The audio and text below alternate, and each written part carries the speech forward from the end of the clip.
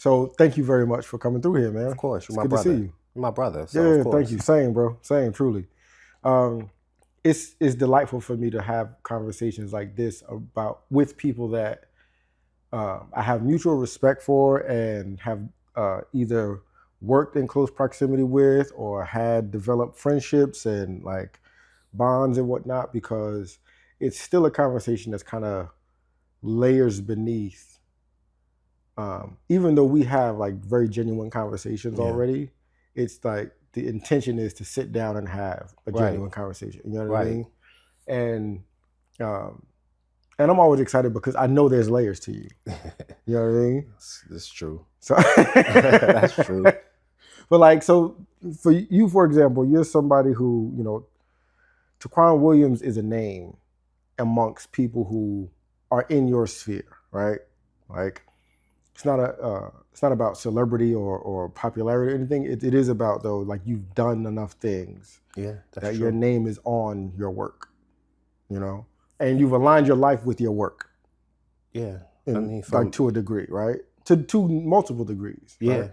I mean, like my whole professional life has been pretty much public service. Yeah. Like between working at City Hall when I was 19, that's when I got my start. To a few years later working for the ACLU, around school to prison pipeline, Yeah. education rights, and then moving to Atlanta, and I worked for the mayor of Atlanta, and then I came back and served under Louis Quintana and like currently Baraka for the last 11 years. So my whole life has been about public service. Since pretty much since high school. And if you look at my yearbook, like everybody's just like, when are you running for mayor and things like that? Because that's just kind of how I was raised. That if you see something, you say something, and you always stand up to vulnerable, like for vulnerable people. Yeah. Like my friends, they laugh at me all the time because they'll tell somebody will be talking about something or somebody getting taken advantage of, and I actually take it as a personal insult, like making it my problem because I just don't like people being taken advantage of. And I feel like with our government and especially today, that there's a lot of people being taken advantage of, and we need people that's going to stand on the on the side of the public. The private sector, they pretty much run our government right now. Just look at Elon Musk. So the people always need an advocate. Yeah. But to the point of a deeper layer, like something that always sticks out to me was the first time I came to your crib and we just sat and talked for a while, and I got to learn more about the backstory of Vibes and Vittles, and about how like you were taught and it was exemplified for you what it looks like to take care of people. Yeah. Like what hospitality looks like. Yeah. And part of hospitality is protecting people and like, shielding them from threat or danger or, whatever. But more than the protection part is the nurturing part. Yeah. And like you're definitely somebody who makes sure that people are well, not just not in danger. Yeah, I think that's kind of, like my love language, like romantic and non-romantic. My great grandmother who taught me how to cook, who was the inspiration, the very first Vittles and Vibes, I talked about, my great grandmother, she was born in Kentucky. Upon graduation, she moved to Florida with the white family that she was actually kind of the help around the house.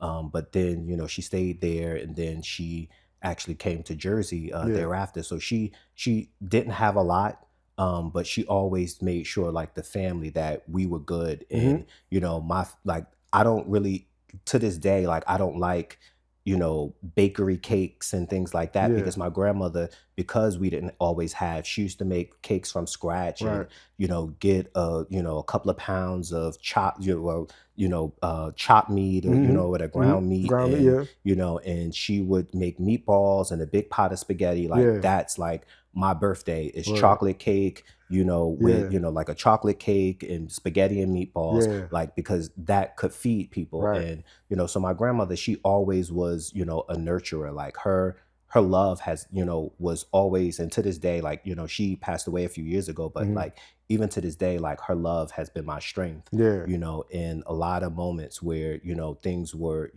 tough growing up. What was your grandmother's name? Her name is Lily. Lillian. Lily. Yeah. Lillian Parham. Dope. Very dope. Yeah. I mean, it's interesting that, you can have the personal experience, particularly growing up, where you're aware that you are of a lineage or of a legacy, or just you can look at what you come from. Yeah. You know what I mean? And everybody doesn't necessarily have that, or they may have different versions of that.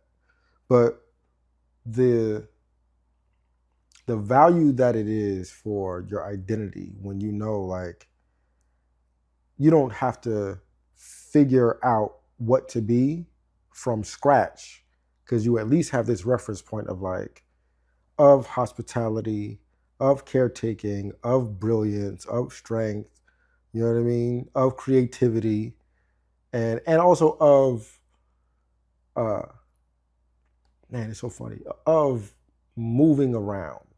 Yeah. So like, your grandmother goes from Kentucky to Florida to Newark. You go from Newark to Atlanta, come back to Newark. There's a little bit of DC in there. Little like DC for a while. Like while I didn't like take up formal residence there, I was there like a lot in the summer doing internships with Donald Payne Sr., who, is one of my like, very first mentors. Like, that man, he really cared about Newark. He really cared about, the issues affecting, Africa and its people. And he was really, really good to me when I was in college, and I wanted to, learn more about Congress. And he actually gave me a paid internship to where I was able to kind of cover, my expenses getting back and forth to work. And, it's kind of a little unheard of for interns to get paid on Capitol Hill. And this is 2004. So like, normally, most of the people that were on Capitol Hill were people that had a little bit of money, or they were connected and they didn't have to worry about money. But Don Payne, he really looked out for me and, made sure that I got a good education while I was there. Yeah. Do you remember what it felt like at the time when you were realizing that like this prominent person, or this established person, or this brilliant person, or respectable person, or whatever, had decided to take you under their wing or look out for you or whatever? Do you remember that feeling? Yeah, it was kind of surreal, because when I got to college, I remember, one of my mentors there, Diane Hill, and she was connected to the mayor in Irvington. And I graduated from Irvington High School, and I, had kind of forged a good relationship with the mayor and her assistant. And her assistant was really good friends and church buddies with Diane Hill over at Rutgers University. And they called me one day and was like, hey, Donald Payne needs an intern, and I was like, I'm good. I work for Sharpe James. I'm already at City Hall. I'm already in kind of, my study. Like, I was a political science major. So I was already in City Hall, and Sharpe had, kind of taken me under his wing, and, and I'll talk a little bit more about that.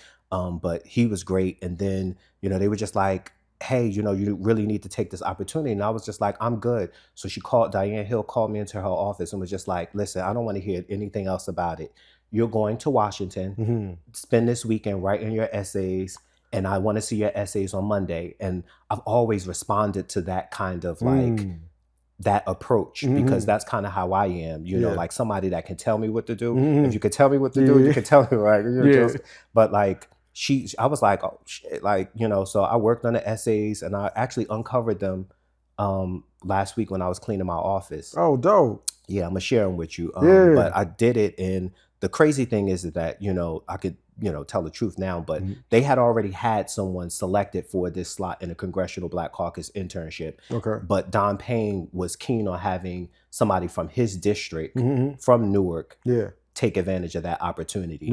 So they sent the letter to the girl, I guess, because she was in South Jersey, and they said, sorry, you were picked by mistake, something along those lines. Okay. And they gave me an opportunity. So when I heard that, it was just kind of Mm-hmm. like, I knew I had to rise above it. The fact that they had someone selected, but they wanted to take a chance on a kid from Newark. Yeah. And when I got to DC, it was just a whole new world. Like Mm-hmm. it just kind of opened me up like to just new experiences and just really kind of see like, you know, like growing up in Newark is predominantly black and brown, Yeah. but in DC it's predominantly white, Mm-hmm. you know, like white country club, Mm-hmm. you know, kind of, you know, feel, look, Yeah. and everything about it. And you know, when we got there as a part of this program, they gave us etiquette to learn how to, you know, hold the fork, Yeah. how to conduct and carry ourselves, Yeah. but also, you know, like how to carry ourselves from within, and you know how we interacted with people on the hill, to the fabrics that we wore and the clothing, and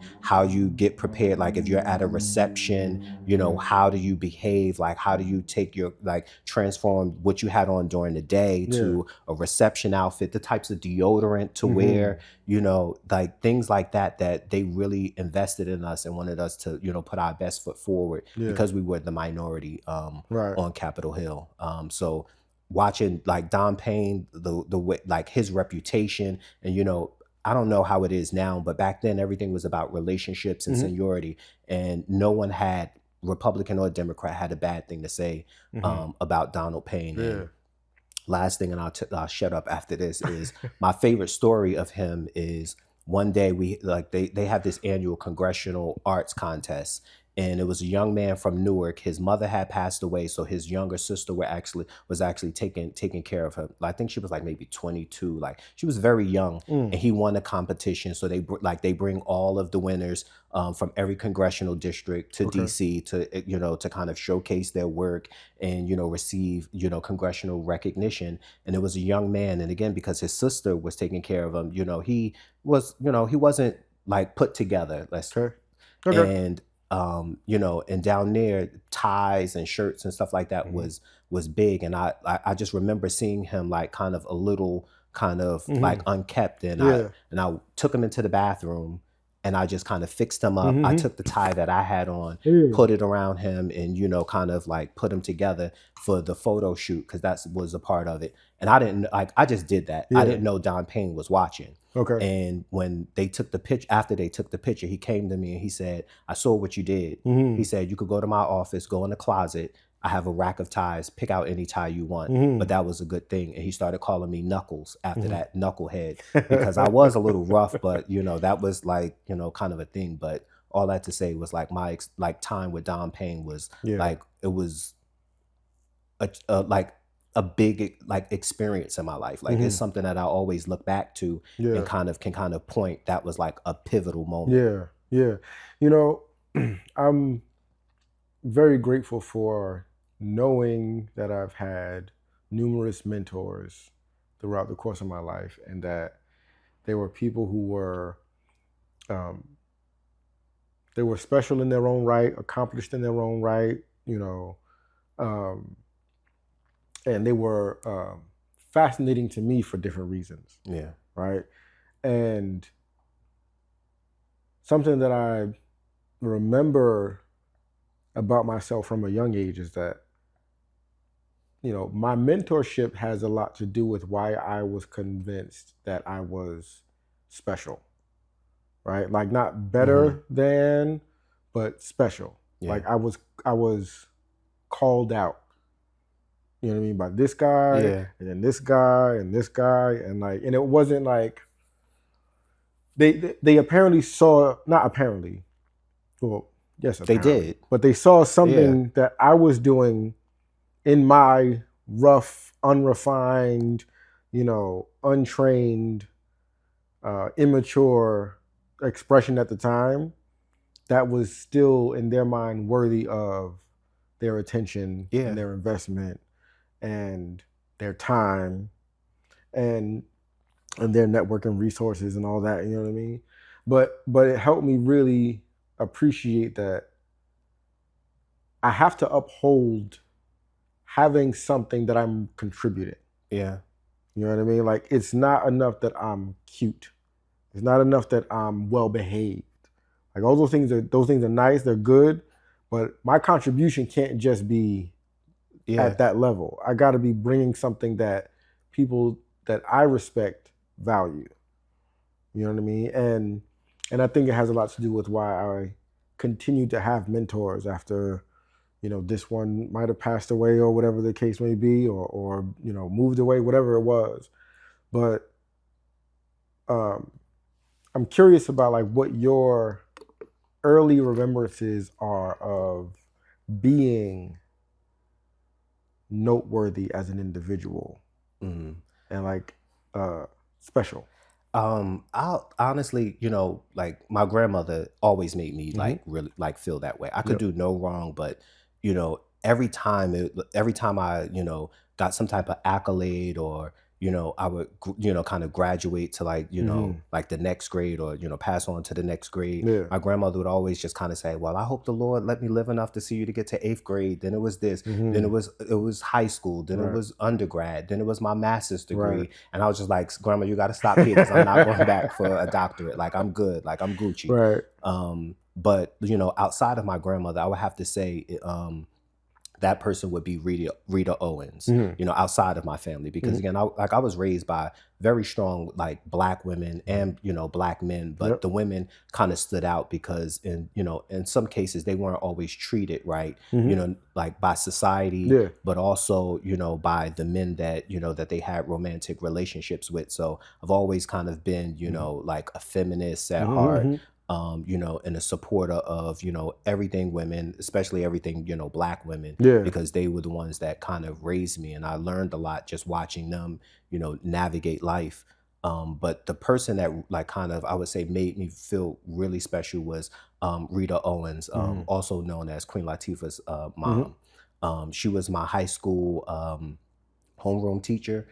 She was my art teacher, and she was my very first mentor. And I joined her after school program, Urban Youth Coalition. And I was shy. Like my voice was very high pitched in high school, and I would always, to this day, I'm still a little shy, but like I would always wait until after the meeting to say like share some idea or share some thought that I had or some action we should take. And she was just like, why didn't you say it during the meeting? And I was just kind of like, well, and then she was just kind of like, got just the thing. And she started calling me out. She started, saying, oh, good. Everybody, Taquan is going to lead us in our chant, or, because we had like an opening chant, like at the beginning of the meeting, and we had a closer, and she would just call me out to do certain things. And like throughout all of that, like she was a person that, I used to talk to, on the phone, and just kind of get ideas, about certain things. And when I decided to run for student body president, she was my campaign manager. And she was helping with certain things, and we just had like a goofy relationship to where it was just like fun. And she used to just kind of tell me certain things. And like, that's when I like honestly really felt special, because I was just like, out of all of the millions of things that she could do, the thousands of students, that she's had over the years, that, that she's showing an interest in me. And, to this day, I still cherish that relationship. It's, sorry, what year are we talking about when you're running for student body president? Sheesh. That was 2001. Well, 2000. Like 2000, 2001, because we were getting ready to go into I graduated 2001. So they had the election going into the last year. Okay. Yeah. Dope. Yeah, she helped me with some of my campaign signs that she had kind of hand drew and shit like that. And, to this day, like I still, like I said, cherish her, like the relationship that we had, because she was just so funny. Like we could just look at each other and just not say anything and just burst out laughing, and just kind of how she was there for me in times of like when things were rough, for me. And I just remember one time she was going away to build houses for Habitat for Humanity. And I was living in 440 Elizabeth Avenue. And I just remember her calling me, and she said, I left something at the front desk for you. I'm going to Colorado to build these homes. Have a good weekend. And when I got downstairs, it was an envelope with $200 for my application fee because I wanted to go to Howard at this time. Okay. And we were talking about that, and I was just telling her how, I was working at Dunkin' Donuts, and I was telling her how I was saving up my money to,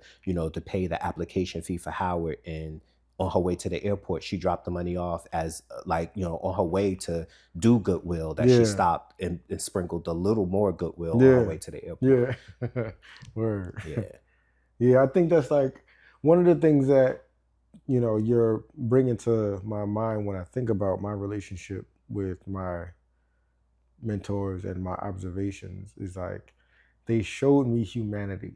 Like they showed me proactive expressions of humanity. Yeah. And of divinity, frankly, because it's like, because they're all people who had a different relationship with the God of their understanding, like whatever that is, right, or was, right? But I saw people who were living to a principle, I think is what I'm getting at. It's like they were, they talked to me about principles, but I saw them live principles, whether it was to me directly or to other people or just in their personal relationships. Like the same to your point, that she's on the way to do good for other people, but stops to sprinkle a little good with you. Yeah. And the idea is like, I get to, for my own sense of humanity, because I saw it, I get to imagine and envision, where can I be it in my life? Like, where can I drop off $200? Yeah. On my way to go do something? And also, how do I make sure I don't cap myself at, oh, well, I'm going to Colorado to build houses, so I've checked off my box. You know what I mean? Like, if people have done stuff that I've seen, or stuff for me, is like, I've seen them be extraordinary. So for me, the measure is extraordinary. It's not just pleasant and good and nice and kind. It's, how do you be extraordinary? Yeah. And I think, like the people we're talking about, the older you get, you kind of realize that you get your blessings by helping people, especially vulnerable people that can't, that can't defend themselves, that can't advocate for themselves, or, have trouble advocating for themselves. That, like, these people, they know that one of the best ways to, to serve God is to serve the needs of man. And I learned this past Ramadan, I do catering on the side, and I did an iftar, and I just remember this gentleman, while we were cleaning up, he was like, let me help you guys. And I was like, nah, like, we good. Like, this is kind of, what we get paid to do. And he was just like, no, he was like, the highest blessing you could get from Allah is by serving people. And I'm kind of paraphrasing, but he was just like, the people that serve people are closest to God. And when he said that, it kind of was a message that kind of stuck with me, because I didn't have kind of the words for it, but I just kind of feel like a lot of people that step outside of themselves and that want to mentor somebody, like, that already shows like they're selfless. Because you don't have to, do these things. And people that, kind of check off the boxes and things like that, I don't think that they receive their full blessings, but I just think that when you lead with your heart, that everything else in life kind of takes care of itself. Like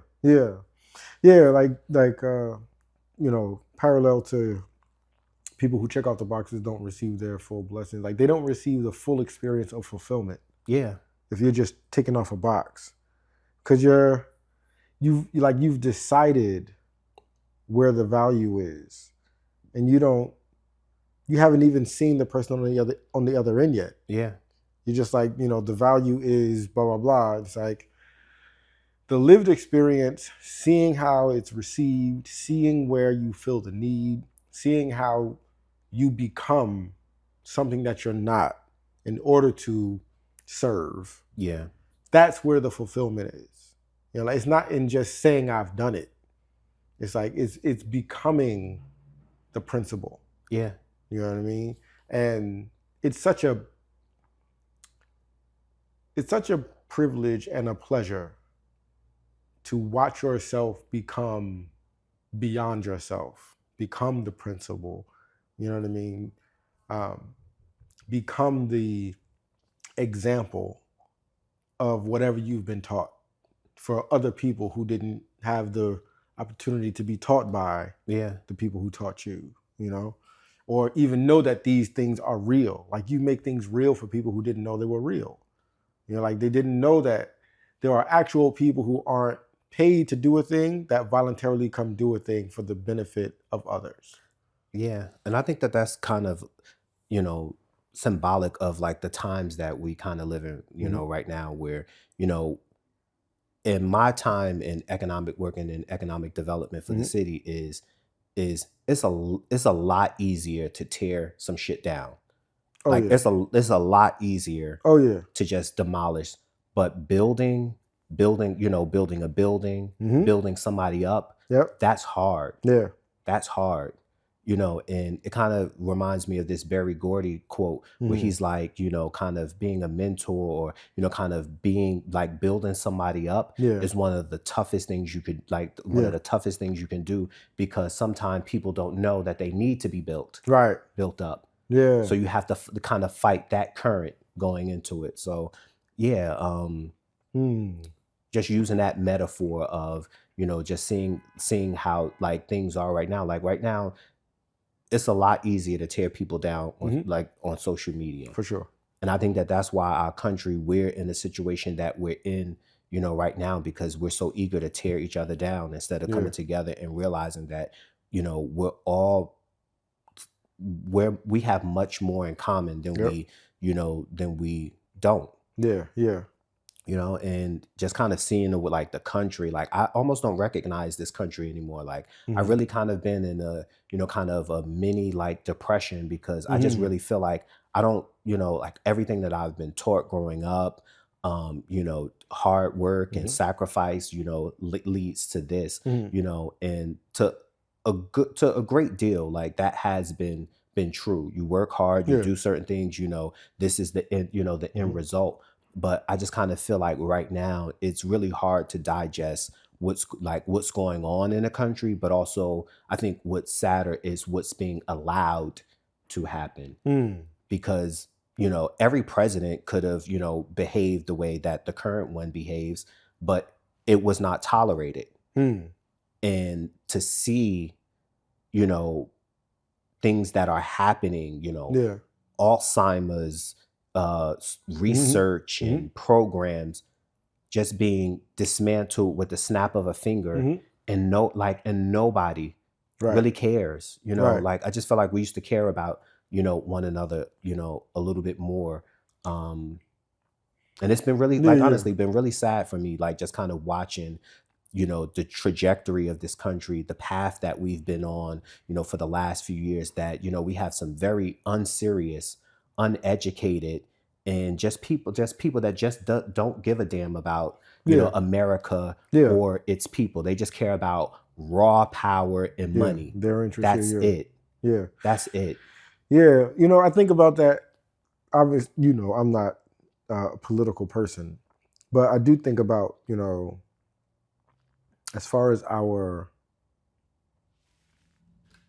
time period that we're living in, and what will be deemed as reality when we all look back at this time period 10 years from now, 20 years from now, 50 years from now, 100 years from now.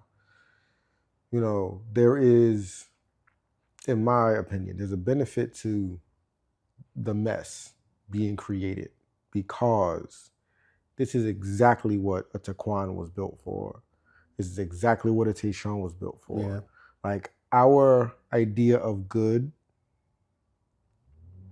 is something that has been instilled in us by people who have seen worse than what we're seeing now. You know what I mean? Like, it looks terrible to us because we have had the fortune of coming up in the 90s, 2000s. You know what I mean? But we were taught by people who came up in the 60s. Yeah. And they saw horrific things. Yeah. And they saw those things as a not just a reality, but an inescapable reality.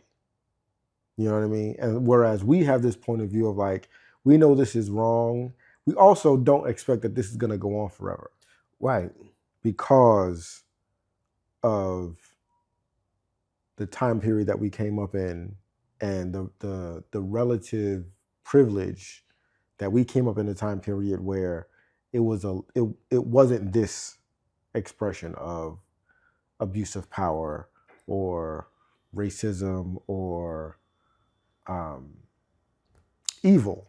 Yeah, but I also feel like, we're kind of a little complacent about these things because in the past there's always kind of been like guardrails for, a president kind of, behaving, or, or a Congress that's kind of essentially, kind of non-existent because they don't do anything to, hold the executive, accountable. Like they just were exchanging war plans over an unsecure communication application.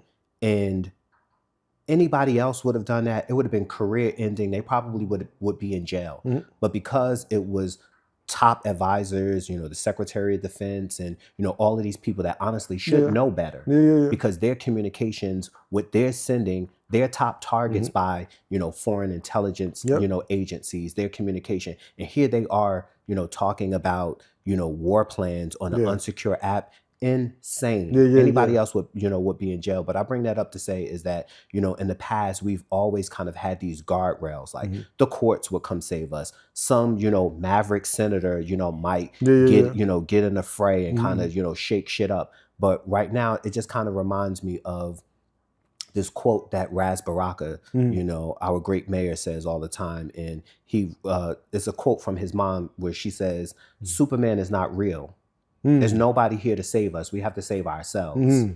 And we're in that moment right now. And, it's really been hard because I do have, a really good friend who's, a Trump supporter, but it's really, really hard, kind of, sometimes maintaining that because to see them dismantling, attacking, and vilifying the things that my grandparents, spilt blood for, some people, a lot of our people died for, that they're attacking these things and, and not even just kind of, like silently trying to abolish these things. They're making a mockery of them. And it's really offensive. So this time is like, I just feel like we're in a very delicate time where, where we all have to kind of like take a stand, and say like, is this the type of country that we want? What type of country? I really feel like America right now, we're at an inflection point where we have to decide what type of country do we want to be. I hear you.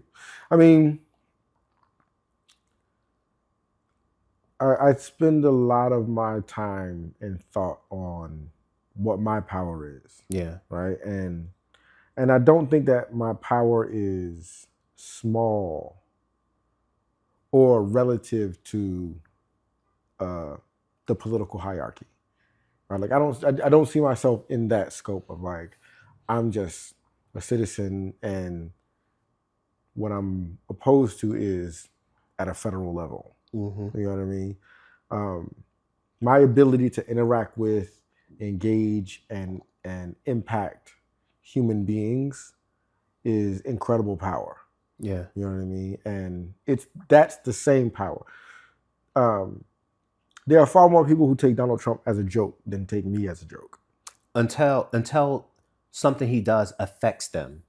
Yeah. Well, that's kind of the thing with him. Even his supporters, like I support him because he hurts somebody, like he's going after somebody that I really don't care for, or somebody that I, like a demographic that I don't like, or, some niche government program that I can't stand, that he's sticking it to them. But all of this is, this administration is out only for themselves.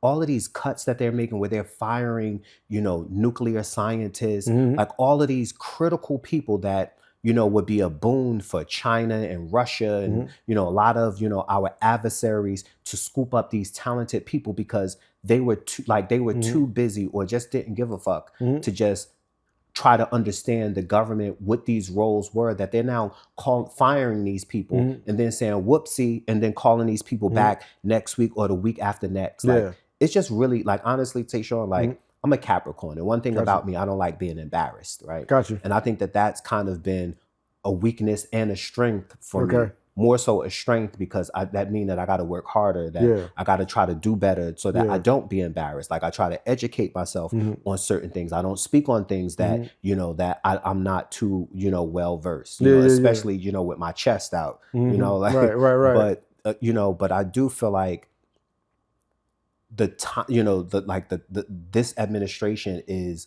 just an embarrassment. And like, not only is like the president, you know, the leader of our country, but that's our representative to the world. And right now, I'm just so embarrassed to be an American, like because of like, you know, our president. Before y'all start sending me letters and all that, I'm a proud American. My family, you know, we go way back. We helped build this country. But what I'm just saying is that our representatives to the world, the you know, this administration, that I'm ashamed and I'm embarrassed for my country. Gotcha. Let me ask you, what's for your personal experience, what is your relationship with ambition? Like what are you pointing yourself at? I mean, I've learned that when I have a plan and I have it written out, that it doesn't go that way. Okay. I like the most, like all of the things that, you know, that I think I'm most proud of, and like have been things that, you know, like the universe has kind of steered me the other, you know, the kind of other way, just kind of like just go down the path and then things just kind of, you know, open up. I know some people, you know, like they need their 5-year plans and their 10-year plans, you know, but I just kind of feel like for me, things have been like the complete opposite. And it's been like since a very early age, like, you know, like I was talking about earlier about my run as student body president, like having Queen Latifah's mom as my campaign manager, you know, like how many people, you know, can kind of say that, you know, I work with Sharpe James. I wrote him a letter, you know, I think it was December 2001. It was my my first semester in college. And I wrote him a letter and was just like, hey, I want to intern, you know, but I also need a job too. And I got a letter back Christmas Eve from him. Still got the letter. And it was just like, hey, you know, we, you know, thank you for writing, you know, call this person for a job and I would love to, you know, be a mentor. And he meant that. And it was just like things like he would see me walking through the hallway and then he would say like a random political lesson like, Taquan, remember, let sleeping dogs lie. And I'm like, what you mean by that? And he's just like, if, you know, your adversary, you know, ain't poking at you or, you know, or things just chill, let it be. Like, don't like, you know, don't point a sharp stick at a dog. Like it was just kind of little lessons like that, that he would, you know, kind of share with me. And like working for Sharpe James, it just kind of opened up so many, you know, kind of doors around ambition. And I got to see a lot of, you know, Black people just kind of running the city, running this large, you know, organization, you know, multi-million-dollar organization that, you know, it always kind of made me just feel like you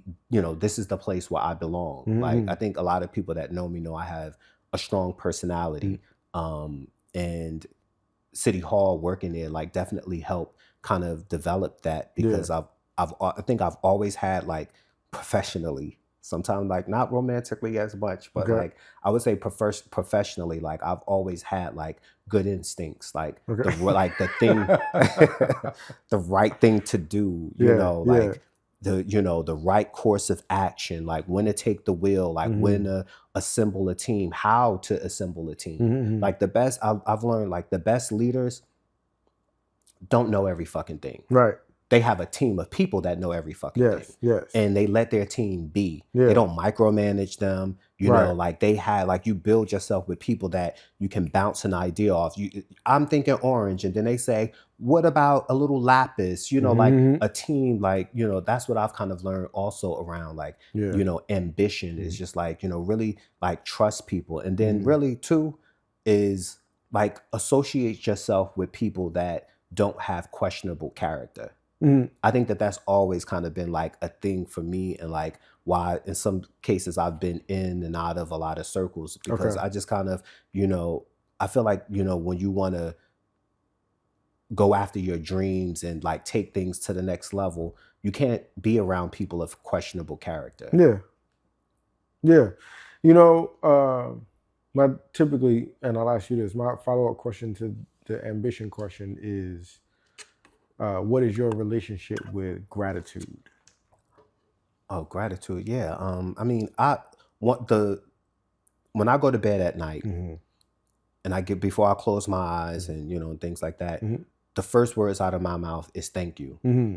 Every night. Yeah. It start off with thank you, Yeah. that I'm here, that I've been Mm-hmm. able to live, the life that I've been able to live. Mm-hmm. The people that I have in my life, the people that, that support me, Mm-hmm. like no matter what, that will, go to the ends of the earth with Yep. me, like that. I always am thankful for, for the people that, that took a chance, Yeah. Don Payne, Mm-hmm. Sharpe James, Mm-hmm. Cory Booker, Mm-hmm. even Mm-hmm. Louis Quintana, Yeah. Ras Baraka, Mm-hmm. I can't, sing his praises enough Mm-hmm. because, I'm thankful, that we have such a leader that we have. Yeah. He's definitely the leader that we need, Mm-hmm. for this time right now. And Mm-hmm. the way that he's been managing the city, it's just been like amazing. But on a personal level, working for him, he really challenges you like for better. Mm-hmm. And sometime, when you're in the thick of it, it's just kind of like Mm-hmm. like, you kind of don't see it that way, but at the end, you just kind of see, like I grew up in a political era where, conservative Democrats were like the end thing, Right. Right. Right. a la Cory Booker Mm-hmm. early in his career, Mm-hmm. like, Clinton, I grew up, Bill Clinton was president, Right. that conservative Democrat model, like kind of was where I was. Mm-hmm. That government has, these roles and it doesn't have these roles, but Yeah. working under Ras Baraka, like he's really, you know, allowed me, but also forced me to kind of reimagine government and Mm. how it's really there to serve the people. Yeah. Like it's no boundaries to like helping the people. I'm Yeah. not saying that we have a government program for every single, social problem Right. Right. or community problem, but he's really made us just kind of look outside of the box and how we not only serve people, but how we empower people to take the wheels of their own lives and their communities and their families. And it's something honestly that, that I'm really grateful for Yeah. because, like I said, working with him is kind of like, like a push pull, but I definitely can say that the city, anybody, like even his, the people that stand up at the council meetings every week and who, Mm-hmm. and hoot and holler, Mm-hmm. like they have to admit that this mayor, he's a hard working man. Mm-hmm. Like nobody can take that from him and nobody can take away, his leadership and how in the direction of the city that, some gentrification, is coming, Yeah. like that's just the market, Yeah. right now. And that he's been really working hard to empower people to, to be able to partake in this economic boom, Yeah. in this city, and also just kind of, control the, the like the level of Mm-hmm. gentrification where it is that, that they would have to concede that because, Yeah. he's been a great mayor. Yeah. I say this sometimes in different conversations. Like, I believe that ever since Adonisio, Newark's mayor has been perfect for their time. Yeah. Every mayor since, like including Adonisio. Like Newark needed Adonisio to be mayor at that time. Yeah. Right. Like, so that we could 1967 this thing. Yeah, like Adonisio was a drunk who was indebted to the mob. Got you. Yeah, yeah. So like we needed to kind of see that at that point that the city was majority African American, and right. and you had a drunk indebted criminal as the mayor. And then like you have an Adonisio at that time. Then you have Ken Gibson, who like the way I tell it is the city being so significantly black and brown at the time not only needed black leadership, but needed stability, right? Yeah. Like Raz couldn't have been mayor at the time. You know what I mean? Or a Raz couldn't have been mayor at the time, right? And then Sharpe James was perfectly timed next in that we needed to see black leadership with fantastic vision. Yeah. And courage. Courage. Yeah, Sharpe was a I can't wait to write my book because Mm-hmm. Sharpe working for him, like again, like every mayor, like to your point, every mayor have like they've been the perfect mayor for the time. And I got to see Sharpe kind of on the tail, kind of the tail end of his Mm-hmm. service to the people. He was also a state senator, Yeah.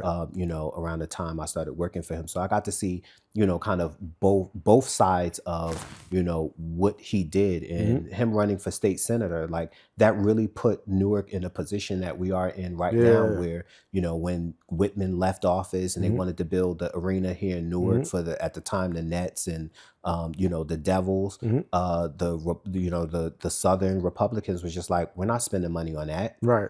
And Sharpe used his power as a state senator to stop the state's business to get the arena. And I think, every reasonable, and I'll use that word, reasonable person that, that understands this city knows that building the arena was a great thing for us. Mm-hmm. And there was a lot of people that said that we shouldn't have been building that. And Sharpe went on ahead and not only fought, kind of local, opposition to it, but he also fought statewide opposition to it, Yeah. to where, like, again, Newark is, is booming. The arena, like, everybody goes to the arena, Right. like every family, at the time they were saying, oh, it's only going to be for hockey fans and white people and this, that, and the third. Everybody in my family, like, Yeah. a lot of, we do a lot of events where we take people to the Right. arena. So I think everybody can, every reasonable person can say that Yeah. that was a good thing for the city. Yeah, Mary J. Blige there tonight. I That forgot ain't hockey fans and white people. I Yeah. forgot she was there tonight. Yeah. Auntie. Yeah. But yeah, like, like no, like any reasonable person would be able to say like that was the catalyst Mhm. for, kind of the boom that we're going through Mhm. right now. Yeah. I think sometimes about like myself presently and what I contribute in my work, right? Or in my art or in my personal presence. Mm-hmm. And a couple of the things are I contribute to my community. I contribute a highly visible expression of a person. Like I'm visible how I am, what I'm doing, in my personal life and in my work and in my art. Like, I'm not timid. I'll get up on stage and kick a poem, or I'll go outside and be dressed however I'm dressed, and it's like that's not what you might typically see on Broad Street. And very nice, like nicely done. Thank you. So there's that, and then like there's also I show up as an example of you can create a thing of your own volition and make it real and valuable to your community. Yeah. Whether that's like the New York Times for me, or Studio Creative Group, or just like portrait photography, or whatever the things are. It's like you don't need anybody's permission. Yeah. Go make your thing and bring it to the world. You know what I mean? And I'm grateful to be able to have that experience of being someone who knows that I have all the power I need to be me and to create what I want to create, right? And I'm curious for you, like, presently, how would you describe what you bring to your community or to the world? That's a good question. I mean, I just try to bring my authentic self, Yep. Like we were talking about earlier, like, I was raised as a nurturer. So like, that's kind of one of the things I like. Like, I love community. I love, being around happy people. I think that's kind of one of the things that sometimes like I have to kind of level a little bit, that everybody ain't going to be happy all the time. Right. But for me, like, even when I am sad, I just try to be happy. Yeah. Because, it's a lot of people that, kind of don't have, either the opportunity, they don't have the resources, you know, the physical capacity, the mental capacity to kind of be able to get through these things. And I just always, like, you know, when I was talking about earlier about, you know, saying thank you, like, always thank God, like, in addition to, you know, like the material things and, you know, keeping me healthy, but like, I always thank God for my physical health and my mental health. Like, those are two things, honestly, that kind of really at times kind of worry me, because you know, I see people sometimes that have, you know, kind of, you know, mental challenges. You know, one of my nieces, you know, she's on, you know, on the autism, you know, on the autism scale, you know, and, you know, I kind of worry sometimes about the quality of life that, you know, she's going to have, especially in this kind of austerity period that we have, you know, with the government. And I just always thank God, you know, for, you know, my mental health, you know, and the people that I have around me to kind of, you know, just be like, oh, Taquan, you good, or Taquan, you wildin'. You know, like, I feel like everybody needs somebody in their life that if they say you need to go to counseling, or you need to sit the fuck down, or you need to do this, like, that you do it, you know? And I've always told all of my mentors, if there's ever a time you think that my mental you let me know. I'm not going to challenge you. Like, I will commit myself. But seriously, you know, like, I just love this city, you know. I love the fabric, you know, of this city. Like I had a history of Newark class. Like, I've always, you know, from the time that I started working in City Hall in 2002, writing letters for Sharpe James, you know, you had to learn about Newark history so that you can kind of, you know, pepper your letters with, you know, a little Newark history, you know, but also, like, references about, you know, pride, that the city wasn't always, you know, this moment, that these were great. Like, this city has had some great moments, has been on, you know, been leading this country for a very long time. You know, King Gibson, the worn out quote, wherever American cities are going, Newark will get there first. And that was true even before, you know, before he said it earlier. Today I was walking through Washington Park on my way to Planet Fitness, and there's a statue of Seth Boyd. How dare you? How dare you call that shit Washington Park? I'm old, so Tubman Square. So I'm old, so, you know, just charge it. You know, just charge it to, you know, like, just charge it to just your tenure. Habit. Gotcha. But Tubman Square, and, you know, you see Harriet Tubman. You also see, you know, Seth Boyd, and, you know, like, two, like, polar opposites that, you know, we have Black Moses next to, you know, Seth Boyd, and like, you know, named after the project that used to be in the South Ward, where a lot of my family grew up, but also, like, him inventing patent leather and, you know, among, you know, locomotive engines and things like that. Like, Newark, we've always been that. And to kind of know that within, you know, that's kind of always what I wanted to bring to the city, to kind of, you know, like, it's so exemplified in our mayor right now that he's from this city. Nobody's going to out Newark him. Right. When you bring that level of love and understanding and, you know, like, being able to kind of contextualize like all of that it takes care of itself after that. Like, when you just kind of love your city, everything else just kind of, like, takes care of itself. Like, it's like, I don't know, like, sometimes when I like have to talk to kids and, you know, on career days and things like that, like, most people don't have a plan for, you know, how they're going to do this. It's just like, you just lead with love, or whatever the love is, whether it's the love of city, whether it's the love of community, whether, you know, whatever that love is, that everything else kind of takes care of itself. Truly. Seriously, like, my whole life, like, sometimes I'll be like, oh, I wanted to do this. I wanted to run for public office, but now you can't get me to run for public office.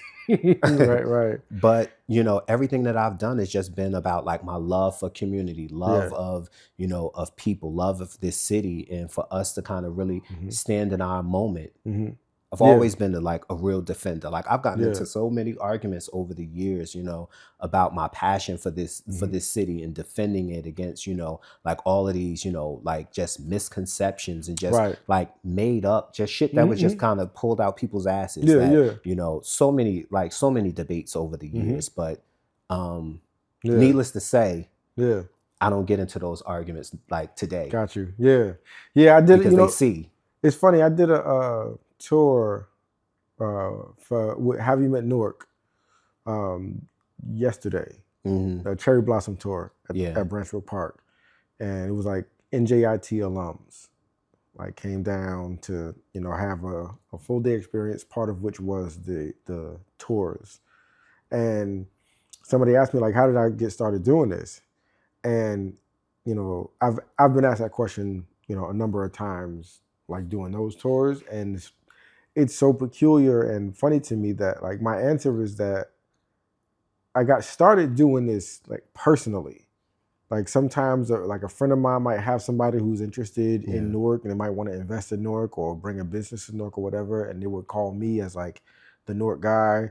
And I'd end up giving them like a walking tour of downtown or Ironbound or whatever neighborhood. And it was so evident to me that the city is so rich with treasures and notable. It's such a notable story. Yeah. Right. There's so much wealth in what has been here, what is here now, and what could be here. Right. And, you know, it's not lost on me that I happen to be in a place where it's a treasure. Yeah. And I think now people get to really see that side of Newark and also spend time, you know, kind of uncovering that part of Newark for themselves, because for so long we've been dealing with intractable issues that, you know, that for a long time, this, you know, the state neglected us, the federal government, like, you know, companies and, you know, people left the city, you know, like just left, like after the rebellion, just left the city, you know, to die, you know, essentially. And, you know, the leaders of the time, they really couldn't focus on kind of telling that story. They had to stabilize the city, you know, and try to figure out how to, you know, rebuild the city and how to keep the city strong. That now a lot of those issues, you know, like have been, you know, dealt with. The lead service line, like that's been an issue in the city since the 50s. Since the 50s. Baraka got that done. That's one less issue that we have to worry about, like our kids being poisoned, you know, by the water, you know, that they drink, like since the 50s. The 50s. And, you know, the issues around crime and our reputation, you know, those things, you know, took time to. I really feel like the narratives that are being told about the city now are more positive, to where we get to understand that, again, like, to, you know, to kind of borrow a phrase, Newark has always been that girl. Like always. And now people are discovering that, like, not just, you know, outsiders, but, you know, people that live here, you know, like they're, you know, kind of uncovering that, you know, that pride, to where like you can just kind of see it around the city, the, you know, the art, the culture, the vibrancy, that's like, you know, this kind of period we're going through right now. It's not by accident. It's because people are, you know, people feel safer, you know, people are prouder, you know, of the city, and they're, you know, they're able to, you know, understand, you know, like Newark's history and the role that it's played, you know, in the state, and how, you know, right now Newark is asserting itself as the state capital. That's not far off from us, that Newark, you know, like, yeah, we got Jersey City, you know, you know, which is a great city as well, but you know, but Newark just has more culture. Newark has more a lot of things. I'm being generous, because you know, I can't, you know, like you know, that's one of our sister cities, you know, so, you know, I want to be, you know, be nice, but yeah, you know, but Newark, we're about to run this state in a way that we're about to be the de facto state capital. Gotcha. Because I'm tired of, you know, when you know, see certain things on TV and it's, oh, we're live from New Jersey, or every other place. It's like, you know, we're in Philly, we're in LA, you know, we're in St. Louis, we're in New York City. Like every time, like you see New Jersey on TV, I mean, it has been changing a little, you know, where you can kind of see it. We're live from Newark, we're from Newark, but like Newark is really about to assert itself to where it's no more we're here in New Jersey, we're in Newark. We're in Newark. We're in Newark. Word. Yo, man. Thank you so much for coming, bro. Of course. I really appreciate you, man. We're gonna do this again. Of course. Yeah. Yeah, I mean, I didn't get to talk a little bit, well, that much about, my catering, but, I do Vittles and Vibes once a Oh, let's month. talk about it. Okay. Yeah, let's talk Yeah, we about could it. just kind of like, I No, guess it's you could. cool. It's cool. Naturally, Okay. it's cool. Yeah. So Vittles and Vibes, for you guys that. Wait, let me hold on. Let Okay. me set a baseline for this. What's the first thing you ever learned how to cook? The first thing I learned how to cook. Yeah. Shit. I think it was French toast. Okay. French toast. Okay. And then, what's your favorite thing to cook? My favorite thing to cook. I would probably have to say my lasagna. Because like over the years I've kind of perfected it to where I make my sauce from scratch, and I've kind of added like little kind of technique that that I've kind of refined over the years that has kind of made it like a thing that everybody look forward to eating when I cook it. Yeah. All right. So that being said, tell me about the catering and like what's the origin story and what does it look like present day? So I do Vittles and Vibes. It's a monthly multi-sensory dinner event that that I've been doing for the last, almost 5 years. It started doing it in the pandemic, late 2020, where we had all of these limitations on how many people we could, be around and things like that, whether it's indoors or outdoor. And, I like to play spades. I like to, have, like, well, I like to have You people like the over my host. house. Yeah. And, You're hospitable. and drink and, kind of, just vibe and talk, kind of like what we're doing now. But like having spaces, like, at my house where it's like people in the kitchen, talking loudly, some people in the plant room talking softly, some people, upstairs, outside, whatever, like groups of people like finding a space for themselves. That during the pandemic, I missed that. And, I really wanted to share, my food, not just with the people that I normally would, but also to a broader audience. And Vittles and Vibes, kind of was that idea where, we pair food and music. So every month we do this, and you get, a meal, a full meal with, a dessert, an alcoholic beverage, and, the cherry on top is you get music. Every month the meal is conceptualized to either, honor a specific person, movement, a month. There's always a story, kind of a backstory to the meal, and also for the music as well. Our most recent one was Women's History Month that we did last month. And the music, because it was Women's History Month, and we had also lost two, very talented singers, Angie Stone, and then we also lost, damn it, I'm gonna have to say that over. I forgot her name. Killing Me Softly. Roberta Flack. Yeah.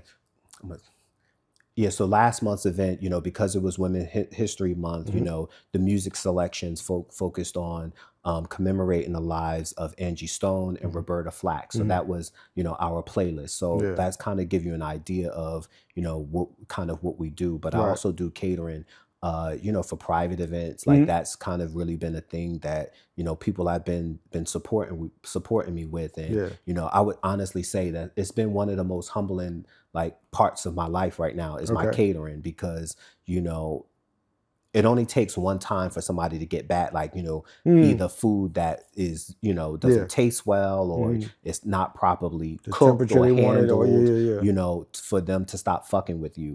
But like for me being in my 5th year doing this and constantly kind of busy, and that's why like a lot of you kind of sometimes don't see me, outside and things like that, is because, I be hustling, like, and in addition to hustling, I'll be putting my heart into my food, because, the same way that I cook for people, and, like I do the same thing for other people, for their families, because they, they're entrusting me with this, this moment or this occasion, that I try to make sure that the same love and excitement and, and fulfillingness that, that, my people get from my food, that I try to do that for them too. Yeah. I mean, growing up for me, it was, I'm thankful that I grew up in a hospitable house. Yeah. Right. And like, it was a house that like other people would come to eat. And I don't think my family ever went to somebody else's house just to eat. Yeah. Like, it was always our house. It was always my mom's cooking, or like my dad on the grill, or it was like, bushels of crabs or whatever. But it was always, we were always the hosts. Yeah. And a couple of things that taught me was, like, one, to be the host means that you have to take care of people's needs and wants. Yeah. Right? Like, it's not just sustenance and covering.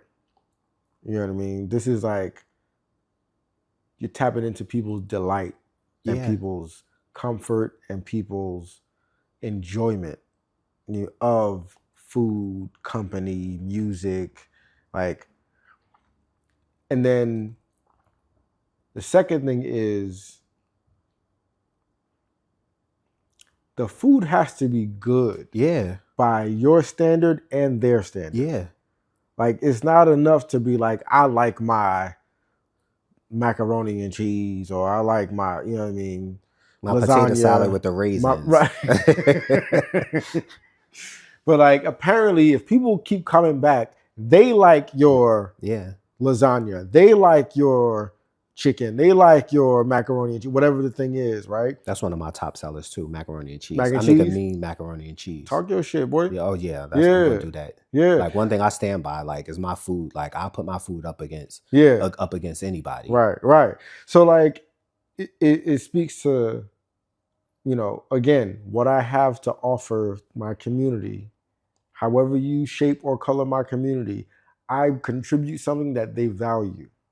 You know what I mean? And I know that. Yeah, and it's not always easy, and like, to that point, like, talking about hosting and things like that, like, just kind of a message for some people, that when the host says that this is the time you should arrive, like, stick to that, because a lot of people, especially like me, like, I take hosting serious. Yes. So it's like, it's not just having people over and then, just letting everybody fend for themselves. Like, it's a whole experience, because, like, what was it Jay-Z said, like, you're here with me. You could have been anywhere in the world and you're here with me. Like, I really take that seriously, because, like, people coming to your house, taking time to come, like, some people be bored. Some people don't have nothing to do. But for the most part, the people that I, tend to, like, they have stuff to do, constructive, so I feel honored when people come to my house, and, come to my events and support me, because they could be doing, so many other things. So it's real important to me as well that, like, hosting is like a tango. Like, we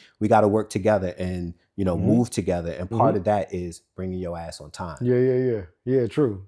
I agree with you 100%. Even like, if it's one person or a house full, come on time. Yeah. Because like, I've put so much thought and intention and care into your experience. And I set the time for a reason. Exactly. So it's like, this is all design. This isn't just availability. Yeah, because it's just like, you come here late, which means that you're going to stay late. I've been cooking all day. I've been cleaning all day.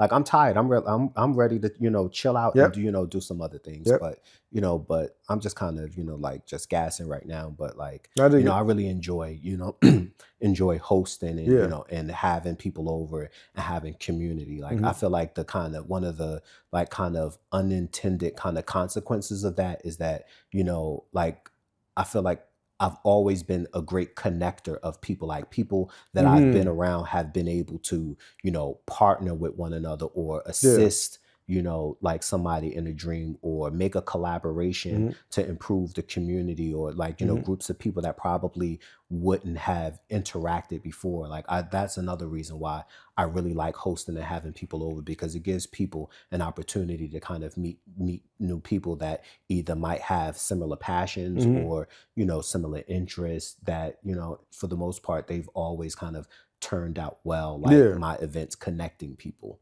Yeah, I mean, and I don't want to miss this opportunity to highlight that people get to meet people through you because you have a good name. Like, because you're a solid individual. If I met somebody through you, just the fact that I met them through you I don't have to ask you, are they a good person? Yeah. Because to your earlier point, you don't hang around with fuckery. Yeah. You know what I mean? Like, you don't make company with fuckery.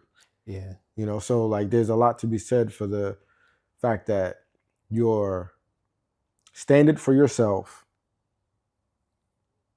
expresses itself in your standard for your environment and community. Yeah. And people who get to meet people or do business with people or create with people or romantic relationship, whatever it is, like when it comes through Taquan, it's already stamped just because Taquan is who Taquan is.